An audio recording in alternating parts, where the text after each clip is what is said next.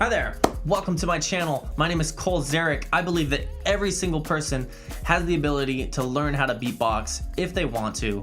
And in this video, we're gonna go over a lot of how you can improve your beatboxing skills. Real quick before the video starts, if you end up enjoying this, if you haven't yet subscribed, hit the subscribe button for more content like this, anything related to hip hop or music in general. I just launched a brand new Patreon that you can go and support, and I offer cool rewards like free beats. Most of the content that I'm giving out is on like the $1, $3, and $5 tiers because I want to get the content that I have and have never released and share it with you guys, the people who choose to support me that extra mile. I don't expect it, but it's just an option for you guys out there to consider.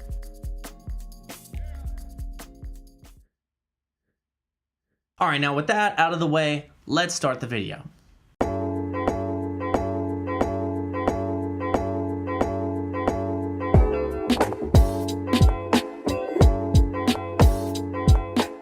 In this video, I'm going to show you a few key steps, tips, tricks, whatever you want to call it, things that made me a lot better instantly at beatboxing. After learning these tips, concepts, applying them for when you're practicing, for when you continue to beatbox more and more, I guarantee that you'll learn quickly and get better at it as time goes on. But I want to ask you something first. Why do you want to beatbox? Do you want to hold a beat while your friends are freestyling? Do you want to join a group and be the beatboxer of that singing group or rapping group or whatever? Do you want to learn because you want to replicate vocally the drums or beat that you have in your head while you're making music, or you're trying to explain to someone else how you want the song to sound? Go ahead and leave your answers in the comment section. For me, I actually just was tinkering around beatboxing, making noises because I liked music, and that ended up me getting good at it kind of out of nowhere, and then actually working at it and developing it because I got picked up from an a cappella group in college, got a scholarship. For about 2 years, I was the vocal percussionist of this group. I also sang, but a lot of what I brought to the table was beatboxing. Now, when I say beatboxing, this video in particular, it's more of a beginner's getting you settled into beatboxing course. You're not gonna catch me in this video teaching you how to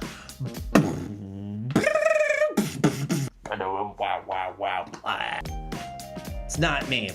What I'd rather teach you is something more applicable, something more practical and useful.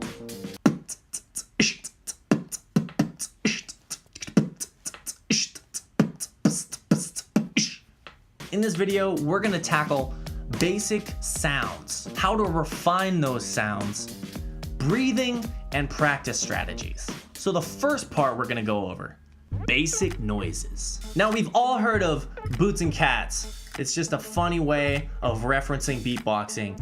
Boots and cats and boots and cats and boots and cats.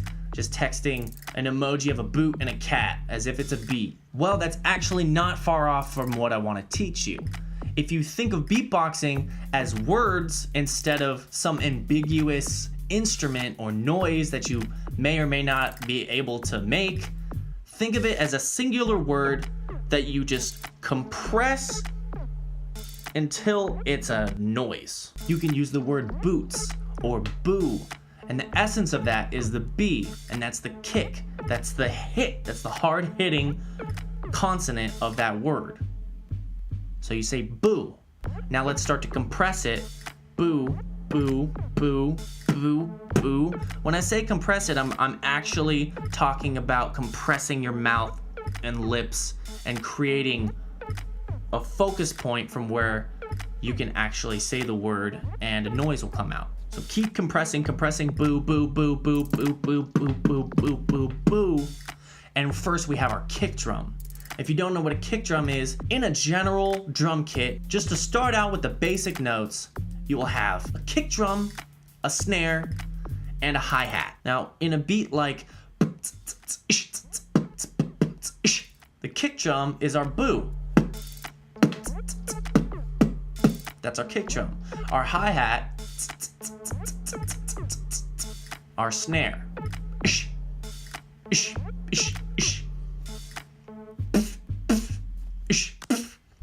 And those are two ways of making the same snare sound. but we'll talk about more dynamic stuff like that later on in the video. So first we have our kick drum. We're saying boo, boo. Once we've refined that, let's take the word 10. 10. Now whisper it. 10, 10. Now find the essence of that word and that noise that you're making, and that's our hi-hat. 10, 10, 10, 10, 10, 10, 10. And then stop saying the end, the second half of it, and just say the very beginning of that word. 10, 10, 10. Cut yourself off from saying the rest of the word and focus on the essence of the sound that you want to make using the word as a tool. 10, 10, 10, 10, 10, 10, 10, 10. Bonus tip, if you make the 10 sound and elongate it, you can have an open hi-hat to create a little bit more dynamic. That could be applicable with a beat like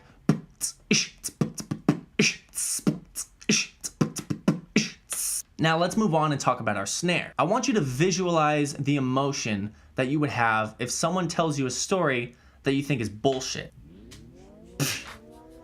Okay, yeah. Now whether or not you make that idiotic sound when you have that emotion, it still exists. Take that sound, use it as your tool. Start to compress it.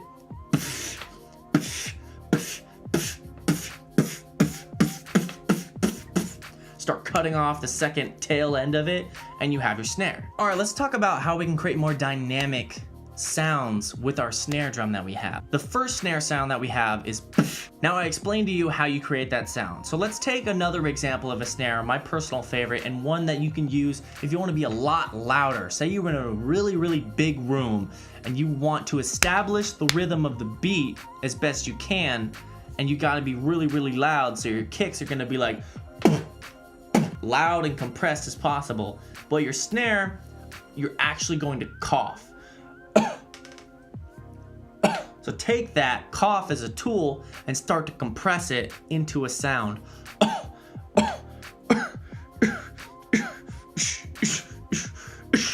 The essence of the cough is that jerking, guttural, that jerking motion in your vocal cords. So add some shush in there.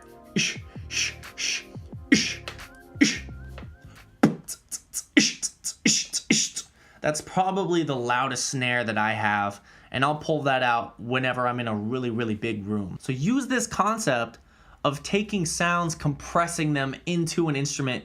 It's like sampling words and making them into like a kit, like an own personal drum kit in your mouth. So now I want to talk about breathing. When I first joined the group, started beatboxing and practicing, I quickly realized how difficult, how much time, how much energy it takes out of you to stay consistent while having to be mindful of taking breaths in convenient places where you don't screw up the rhythm.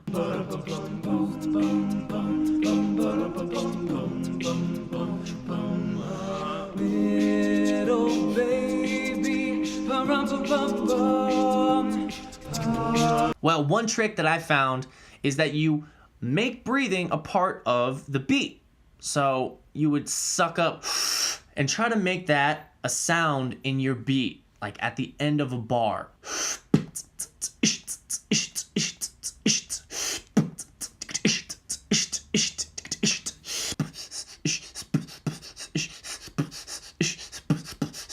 I would not recommend doing that type of beat. Making your breathing like the shaker.